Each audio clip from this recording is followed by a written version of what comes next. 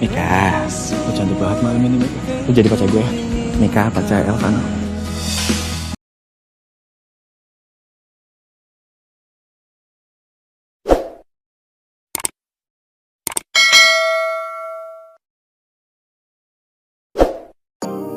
Niatnya Angela buat adu domba Visible dan juga Mafioso sepertinya akan gagal karena Kelvin dan juga Elvano menolak untuk balapan. Tapi tiba-tiba saja geng Mafioso ini datang dan justru membentak-bentak Angela, berharap agar Angela mau melepaskan motornya Nando. Sayangnya di sini adalah geng Mafioso ini emang agak brutal sih, yang membuat si Kelvin ini nggak tenang dan gak bisa diam saja melihat Mafioso berusaha untuk menampar Angela. Dan endingnya adalah terjadi lagi perkelahian antara Visible dan Mafioso seperti biasanya. Sedangkan Mika berusaha untuk mengejar para Black Angel yang berusaha kabur setelah melihat kedua geng motor ini berkelahi. Dan beruntungnya Mika berhasil mendapatkan kembali kunci motornya Nando. Sementara itu, di rumahnya Pak Tony, Nando yang semakin kesal berusaha untuk kabur dari rumah.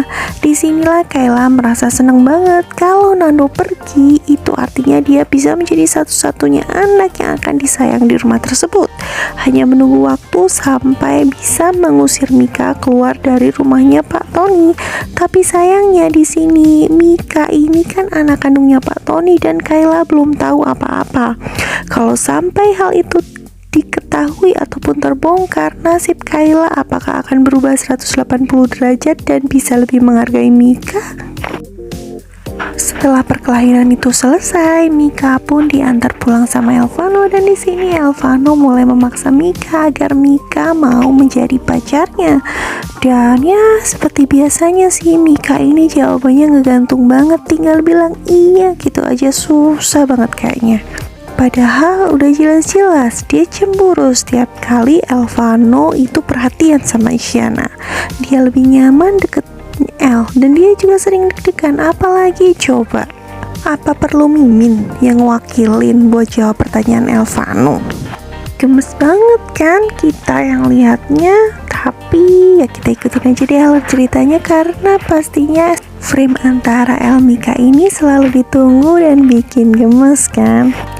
Keesokan paginya ketika Mika ini minta izin kepada Bu Hera untuk menemui Pak Ardi mengambil semua sisa-sisa barangnya di rumah lamanya, Bu Hera ini ingat kalau dia sudah membuang semuanya ke tempat sampah, dan ini akan jadi masalah besar antara Mika dan Bu Hera ketika Mika tahu Bu Hera juga membuang selimut, satu-satunya peninggalan yang bisa mengungkap identitasnya Mika.